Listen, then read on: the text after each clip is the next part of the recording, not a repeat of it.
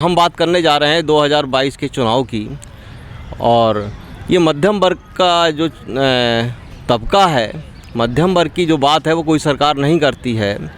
उसके मुद्दे की बात, उसकी मूलभूत सुविधाओं की बात, अगर इस पर हम लोगों के विचार जाने तो लोग कहते हैं और नेताओं का मानना है कि मध्यम वर्ग तो मतदान करने जाता ही नहीं है। तो उसकी सुविधाओं का ध्यान कहाँ तक रखा जाए, उसकी समस्याओं का ध्यान कहाँ तक रखा जाए, और कोई भी राजनीतिक पार्टी मध्यम वर्ग का ध्यान नहीं रखती है।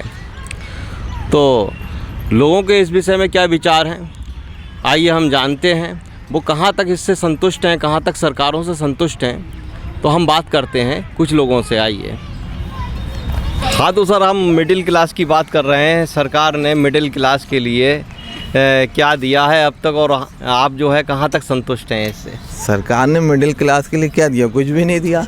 बस जैसे तैसे गाड़ी खींच रही है जी।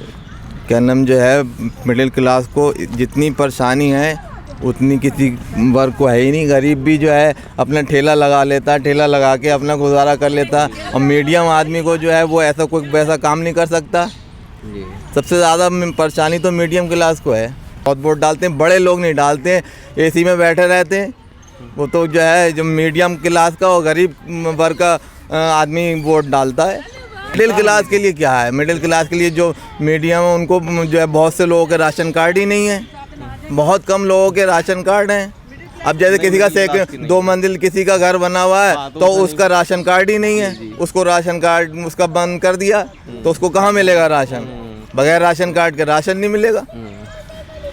सबसे ज़्यादा दिक्कत में जो है वो मीडियम क्लास का ही आदमी है। सरकार का मापदंड है कि जिसका मकान 100 गज से ज़्यादा बड़ा है उसे अमीर मान लिया जाता है, और जिसका मकान 100 गज से कम है उसे गरीब माना जाता है। उसे गरीबी रेखा की सारी सुविधाएं दी जाती हैं। अब वो मीडियम क्लास का आदमी है, अगर वो उसका 2 मंजिला मकान है, उसको पास इतनी सुविधा नहीं है तो वो मीडियम गरीब में उसका गिनती नहीं आएगी। लेकिन उसे सुविधा जबकि मिलना चाहिए। अगर 2 मंजिल मकान है तो उससे क्या मतलब है? उसकी स्थिति देखिए आप, उसके पास कितना रुपया है, कितना उसका बैंक बैलेंस है, उससे आप अंदाज़ा लगा लिए। लेकिन सेकंड उसका 2 मंजिल मकान है तो उसका राशन कार्ड कट। धन्यवाद, थैंक यू। किसी भी राजनीतिक पार्टी ने आज तक मतलब मिडिल क्लास की बात नहीं की है, चाहे वो कोई सी भी पार्टी हो, कोई सी भी सरकारें हों। तो आपकी अगर कोई समस्याएं हैं तो बताइए आप। हाँ भैया, नहीं मिल पा रहा है, बहुत सारी समस्याएं हैं। अब ये उनसे भी पूछ लीजिए। बाकी ये है कि जैसे स्कूल का ही है, स्कूल में लीजिए कितनी प्रॉब्लम हो रही है, फीस नहीं दे पा रहे हैं कोरोना की वजह से। तो सबसे बड़ी परेशानी तो यही आ रही है। जॉब तो लोगों की चली गई है और स्कूल भी बच्चों का नहीं हो पा रहा है। कम से कम एक बच्चे की तो फीस माफ़ हो, उन्होंने लड़कियों के लिए करा है। अब जिनके 2 बच्चे बेटे हैं वो क्या करेंगे, ये प्रॉब्लम है जी।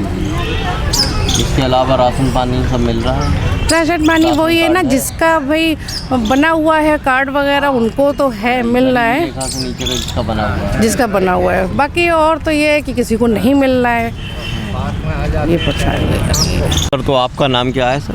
भोलानाथ। जी जी।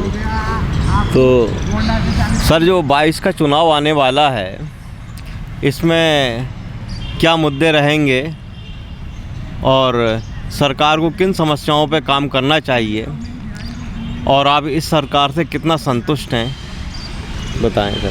सरकार को रोजी रोटी की समस्याओं पर काम करना चाहिए। करोड़ों लोग, लाखों नहीं बल्कि करोड़ों की संख्या में बेरोजगार हो गए तमाम लोग। शिक्षा के उस पर काम करना चाहिए, स्वास्थ्य के उस पर काम करना चाहिए। सड़क, पानी, बिजली, ये घूस दे करके 5-5 किलो राशन जो वोट खरीद रही है सरकार, इसको राजनीतिक घूस कहते हैं। और तभी तक देगी जब तक उनसे लेना है वोट।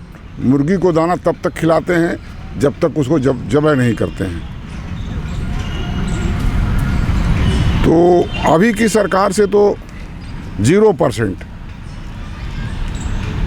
हर समय गाय गोरू, गंगा गोबर, गांधी, गंगोत्री, सब इसी पर हिंदू मुस्लिम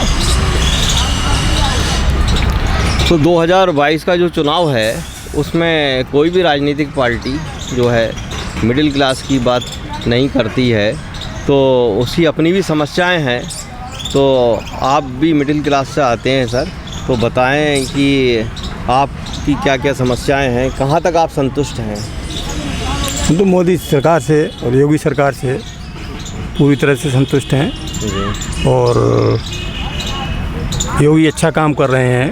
जी सभी दिशाओं में जहाँ तक संभव हो सकता है योगी और मोदी का कोई जोड़ नहीं है, चाहे व्यक्तित्व की दृष्टि से हो, चाहे काम की दृष्टि से हो, चाहे वैचारिक दृष्टि से हो, वो दोनों अपने आप में सुपर हिट हैं। जी हाँ, तो हम समझते हैं कि और सारी समस्याएं जो हैं वो तो रहेंगी, समस्याओं का कभी अंत नहीं हो सकता,